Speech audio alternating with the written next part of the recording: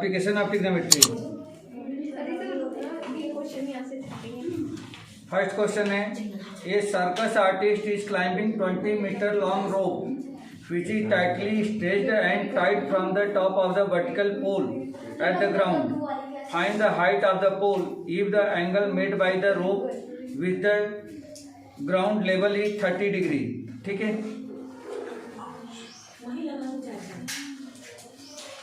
यहाँ पे दे रखा है एक सर्कस आर्टिस्ट है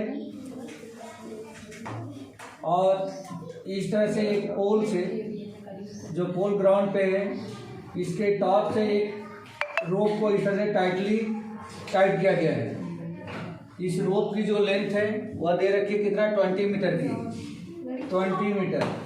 और यह जो रोप है, वह जो रोप है इसके साथ में कितने डिग्री का एंगल बनाती है, 30 डिग्री का एंगल बना रही है।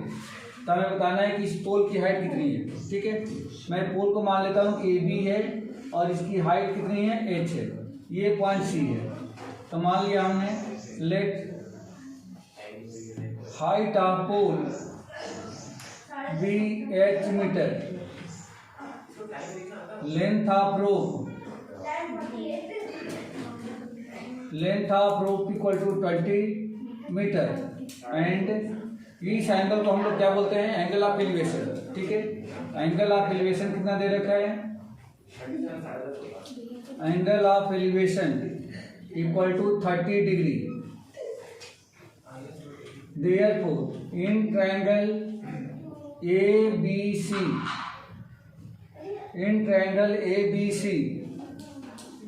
क्या हो जाएगा, तो हमें ये फाइंड करना है और ये दे रखा है, मतलब इस एंगल के लिए परपेंडिकुलर हो गई, हाइपोटेन्यूज हो गई।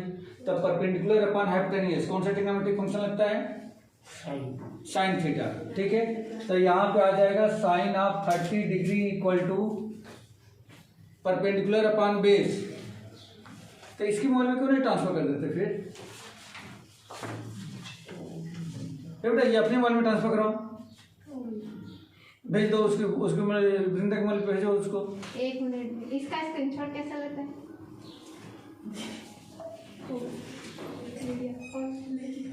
Sign 30 equal to perpendicular AB upon में BC। साइन 30 कितना होता है, 1/2 equal to AB equal to H हो जाए, तो यहाँ पे लिख दो H अपॉन में BC 20। Therefore H equal to 20 किधर ट्रांसफर कर दो, तो 20 इंटू 1/2, 2 से कट गया 10, तो H इक्वल टू कितना हो जाएगा, 10 meter. Therefore height of pole equal to 10 meter, ये आंसर।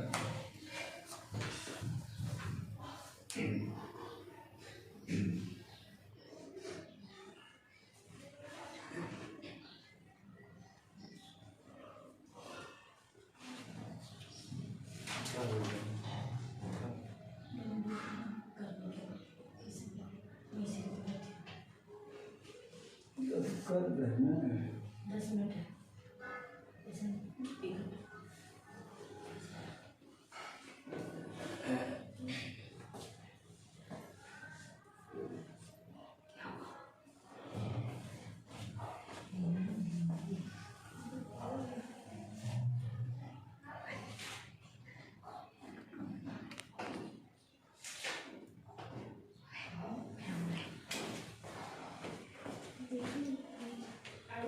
क्वेश्चन कर लेते हैं, मैंने स्क्रीनशॉट लिया है उससे कॉपी कर लेना। ठीक, जल्दी दे दें क्वेश्चन।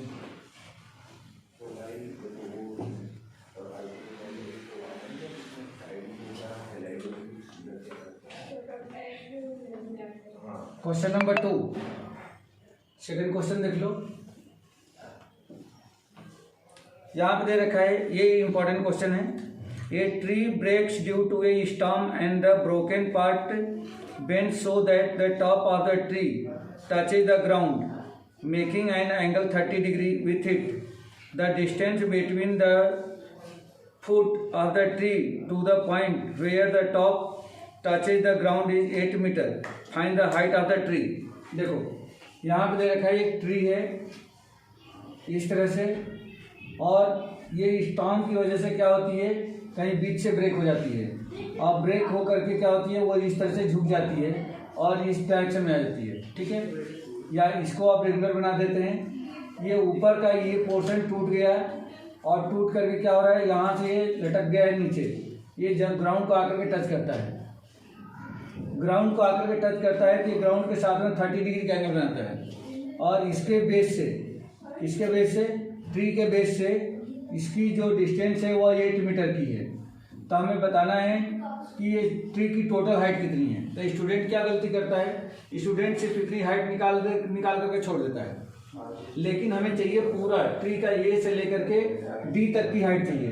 तो हमें यहाँ पे A B plus B C ये दोनों निकाल करके दोनों फाइंड करना है, दोनों को प्लस करेंगे तो जाके हमें क्या मिलेगा, ए डी मिलेगा। तो इसमें हम लिख लेंगे, देखो ये 8 मीटर है और अगर मैं इसको फाइंड करता हूँ तो इस एंगल के सामने की साइड ए बी क्या हो जाएगी, परपेंडिकुलर। तो परपेंडिकुलर अपॉन बेस किस ट्रिग्नोमेट्रिक फंक्शन का रेशियो होगा, tan का। तो यहाँ पे लिख देंगे in triangle CAB tan of 30 equal to base upon perpendicular upon base means AB upon AC। tan 30 कितना होता है 1/√3 और AB कितना हो जाएगा, AB को AB रहने दो, AC हो गया 8। तो देयरफॉर AB इक्वल टू 8 को इधर भेज दो तो 8/√3 मीटर ये मिल गया। ठीक है, अब AB तो मिल गया लेकिन अभी भी हमें चाहिए BC। तो हमें दो साइड मिल चुकी है, AB भी मिल गया है और AC ऑलरेडी है। तो चाहे तो सिर्फ पाइथागोरस लगा दें या कोई दूसरा ट्रिग्नोमेट्रिक फंक्शन भी लगा सकते हैं। जैसे मान लो कि अगर ये आ गया 8/√3 मीटर तो इसमें परपेंडिकुलर और हाइपोटेन्यूज साइन थीटा लगा दे तो भी मिल जाएगा। तो अगेन इन ट्रायंगल CAB क्या हो जाएगा, इसमें sine of 30 equal to perpendicular upon hypotenuse means AB upon BC। साइन 30 कितना होता है बोलो, 1/2 होता है। तो ये हो जाएगा 1/2 इक्वल टू AB। तो AB ऑलरेडी हमारे पास है 8/√3 अपॉन में BC को इधर भेज दो तो BC equal to 2 into 8/√3 equal to 16/√3 ये BC हो गया। अब total height of the tree, therefore total height of tree equal to क्या मिलेगा, AB प्लस BC, यही होगा ना। देखो AB प्लस BC ये टोटल हाइट हो जाएगी। तो AB इक्वल टू कितना है 8/√3 और BC कितना है 16/√3। हाँ 16/√3, दोनों का डायमीटर सेम है तो ये हो जाएगा 24/√3। इसको रेशनलाइज कर दें तो रेशनलाइज करेंगे तो क्या करेंगे, √3 से ऊपर √3 से नीचे मल्टीप्लाई कर दें तो 24√3/3 3 से कैंसिल हो गया 8 तो ये हो जाएगा 8√3 मीटर। यही इसका आंसर हो जाएगा। ठीक है, total height of the tree कितना होगा 8√3 मीटर।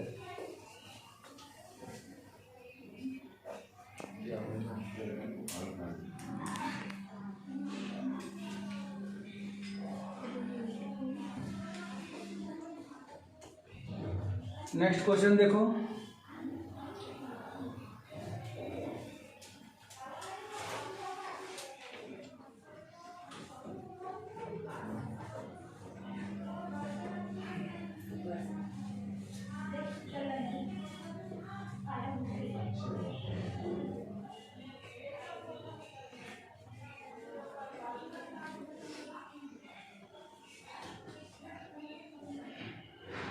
Question number 3।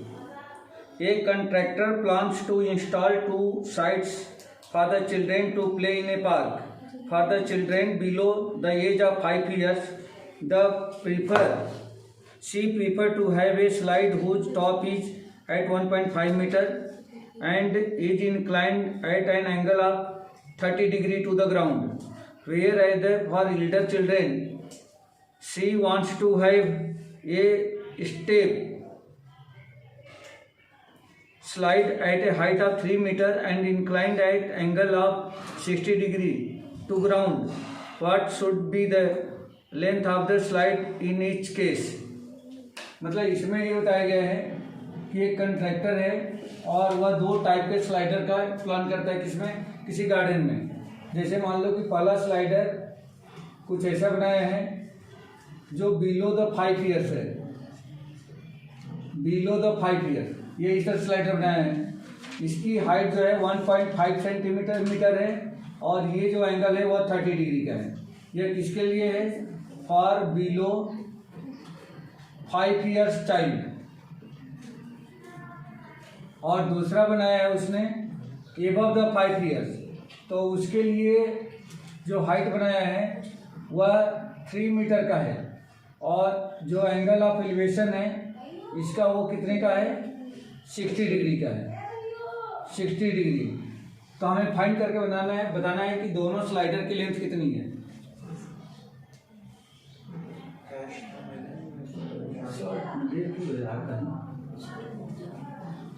तो इसको मान लो कि ये x है, इसकी लेंथ हो x मान लो, इसकी लेंथ को y मान लो। तो हमें x और y फाइंड करके बताना है। इसका नाम दे दो A B C और इसका नाम दे दो D E and F। In triangle ABC हमारे पास क्या है? परपेंडिकुलर है और हाइपोटेनियस फाइंड करना है।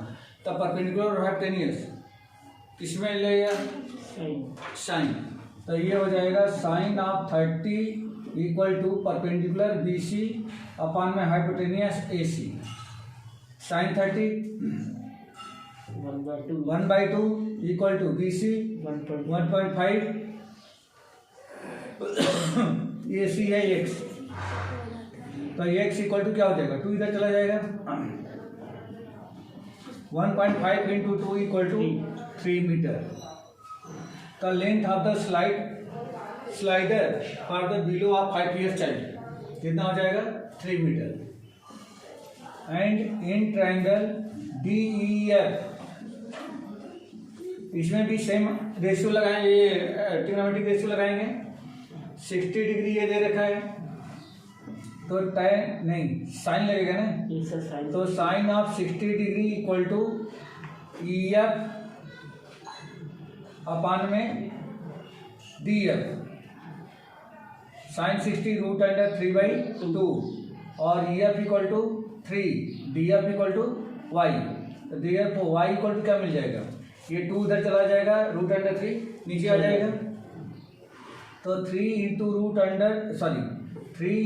2 अपान में रूट अंडर 3 जो है रूट 3 से कट जाएगा, कितना हो जाएगा? रूट अंडर 3 इंटू में 2 या 2 रूट अंडर 3 मीटर, ये मिल जाएगा।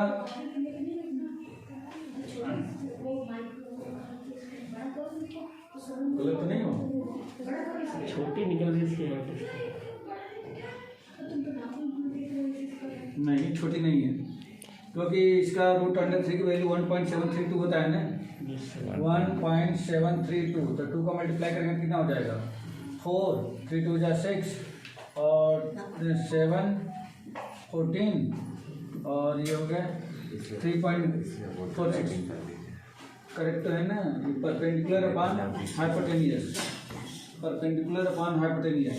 रूट अंडर 3/2 y इधर आएगा, 2 इधर जाएगा, तो 3 इंटू 2 अपॉन में रूट अंडर 3, इससे कैंसिल होगा, रूट अंडर 3 इंटू 2। हाँ करेक्ट है, ठीक है। तो ये आंसर हो जाएगा। मतलब कि अबव द 5 ईयर्स स्टूडेंट क्या होगा? उसके लिए जो स्लाइडर की लेंथ होगी 2 रूट अंडर 3 मीटर होगा, ठीक है।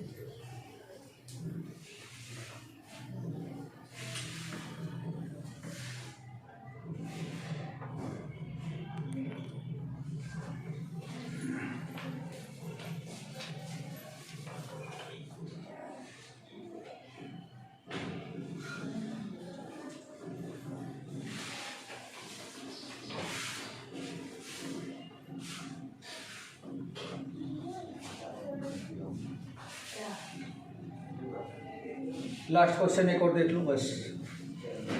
The angle of elevation of the top of a tower from a point on the ground which is 30 meter away from the foot of the tower is 30 degree. Find the height of the tower. इसमें क्या दे रखा है, angle of elevation of the top of a tower from a point of the ground. Tower के base से 30 metre distance पर, 30 metre ये ना, 30 मीटर डिस्टेंस पर जो एंगल ऑफ एलिवेशन है टावर के टॉप का कितना है, 30 डिग्री का है। तो हमें इसकी हाइट फाइंड करके बतानी, हाइट कितना होगा, ए बी एंड सी। तो लिख दो, in triangle A B C tan of 30 equal to कितना हो जाएगा, परपेंडिकुलर अपॉन बेस, तो एच अपॉन में 30, tan 30 वैल्यू कितनी होगी, 1/√3 equal to H upon 30। Therefore H equal to 30 upon √3 equal to 30 into √3 upon में कितना हो जाएगा, 3 हो जाएगा, क्योंकि √3 का ऊपर नीचे हमने मल्टीप्लाई कर दिया, इक्वल टू हो जाएगा 10 √3 मीटर। तो देयरफॉर हाइट